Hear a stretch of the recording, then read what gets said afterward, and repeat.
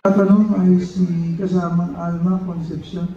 Yan pong mga politiko na yan, nung nangangampanya, ang sinasabi nila, pangako nila, wala na baha. Eh nung nakaupo na sila nabaliktad na yung wala na baha, naging bahala na. Ang mga bilyong piso na ninakaw nila sa pondo natin sa flood control. Lahat ay nasusulat. Basahin mo sa 7-7 ng AMLAC.